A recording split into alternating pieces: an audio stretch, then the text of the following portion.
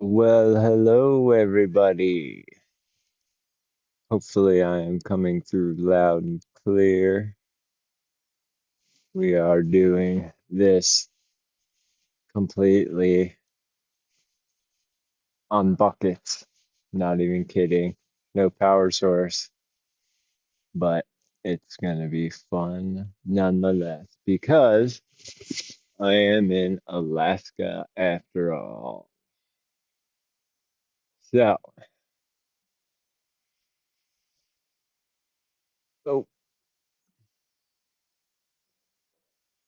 hi everybody. How are you all doing today?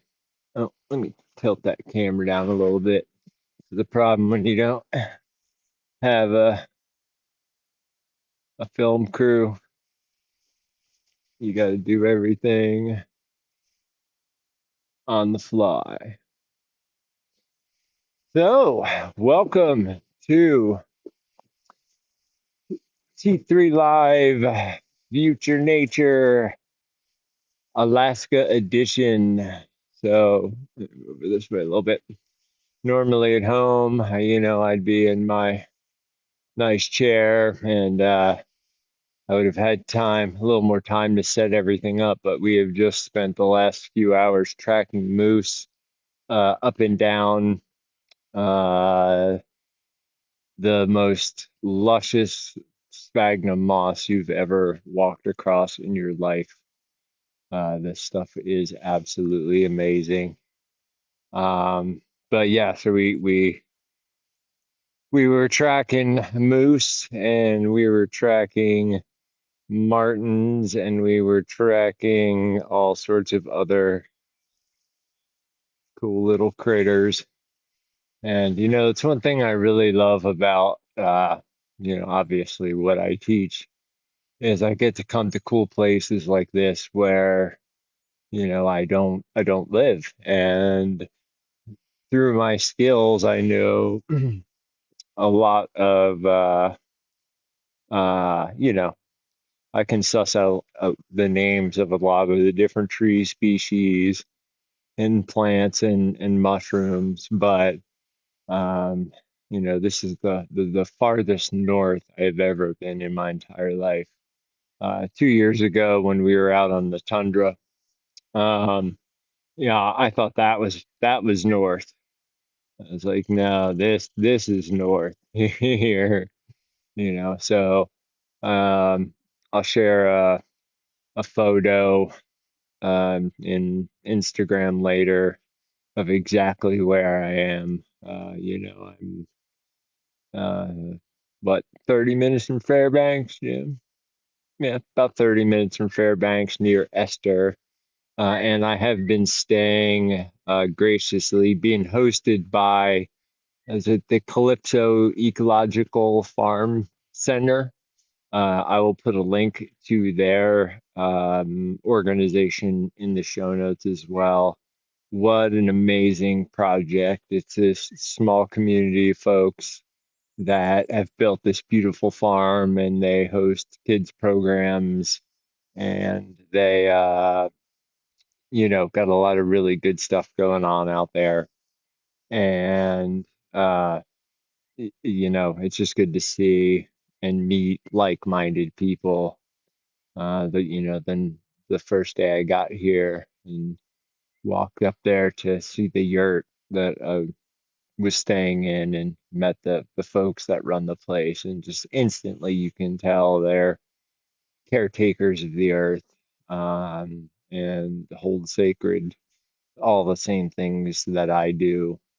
And then yesterday we got to go walk around with a local, very knowledgeable elder, um, and also extremely talented wood carver, and walk through the woods. And, seeing somebody like that who has walked this network of trails hundreds, probably thousands of times, still get excited about seeing, a certain tree that he's looked at, many times. Now, that's why I said if we heighten our awareness. We can find grandeur in anything and everything. And it doesn't matter if it's something we're meeting for the first time or we've seen a million times.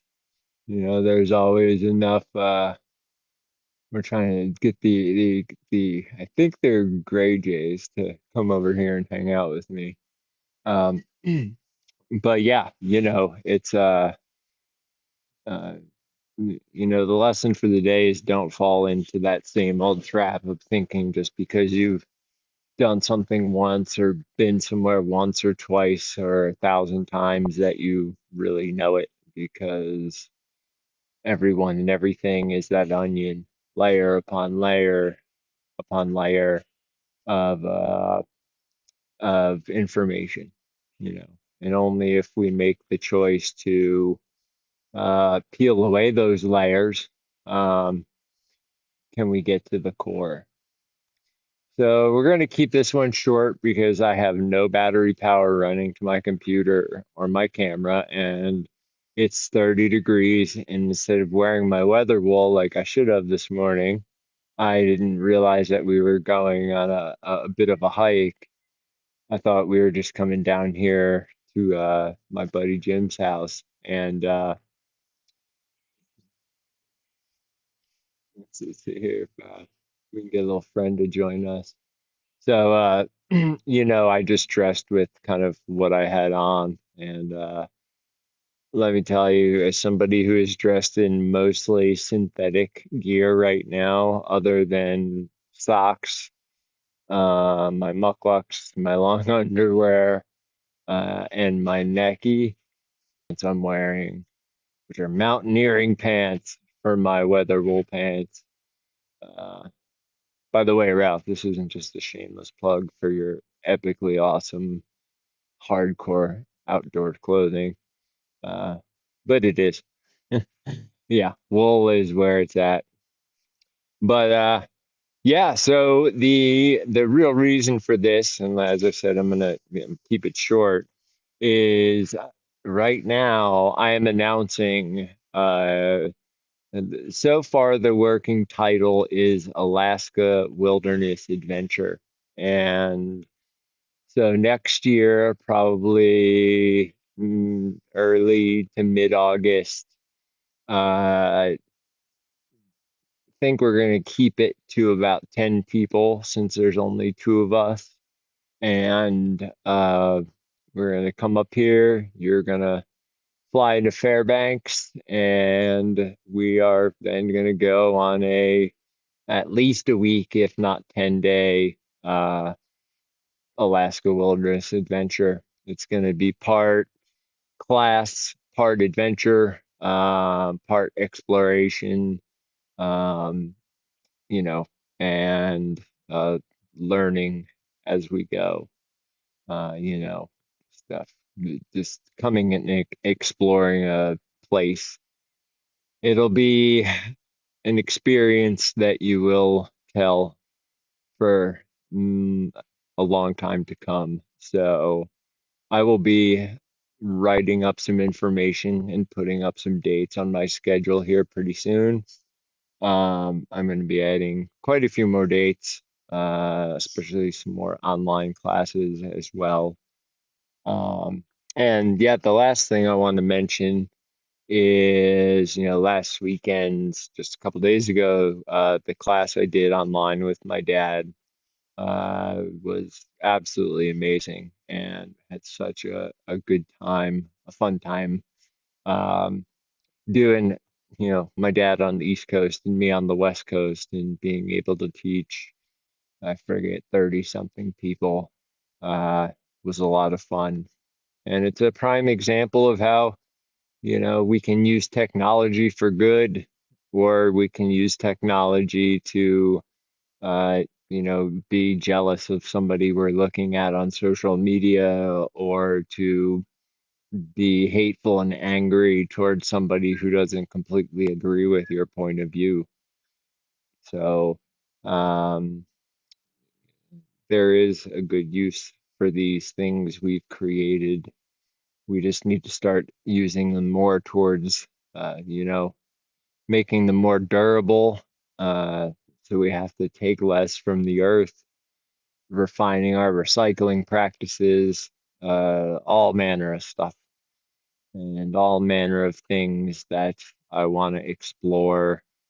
That's what future nature is. A pillar of it is collaboration. So I want to go around and, you know, learn different skills and host different instructors with different skill sets that I don't have. Um, one of my reasons for coming up here was not only to teach my buddy tracking for some days, but I'm also going to learn a lot about auto repair and just general fixing things from him while I'm here.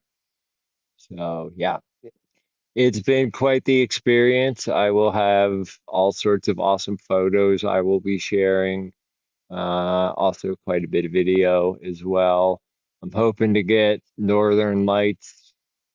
So everyone who is watching, fingers crossed, double, triple fingers crossed. Uh, the first night I got here, I was so exhausted after my class with my dad, and then having to get up at 3 a.m. to go to the airport that I left my camera out overnight. And let's just say it's really good it didn't rain. All right, y'all. I am getting chilly, and we have some other stuff to move on to. But I just thought it would be awesome to do a quick T3 live from the farthest north I have ever been in my entire life. And one thing I will tell you it's pretty chilly up here, but we are adaptable creatures. And sometimes when we learn how to embrace the suck and just let it pass through us instead of building up this monster in our brain, we'll begin to realize that we don't even notice that our hands are cold or our bodies are cold. That's no, this isn't meant for you to just go outside in a t-shirt every day all day and tough it out. No, you know, you dress appropriately always, but you are stronger and capable, more capable of a lot more than you think you are. So, all right, I will be seeing you all soon. I'll schedule another T3 live for the this coming Wednesday or next Wednesday, I think. Will I still be here? Yeah. Yeah. So next one up, I'll be back home and uh I've got a lot of I'm working on my latest blog post slash newsletter as well. It's going to talk about some scheduling things and some other projects and things like that. So until then, peace and love. Get outside, hug a tree, learn the name of a plant that you've walked by 100 times and never bothered to pay attention to. Be nice to people, be nice to the earth, pick up trash if you see it. Uh, just be a good person. That's all I ask. If you're a good person, then I've won. Until next time, over and out. Of course, this is all awkward because now I got to creep up.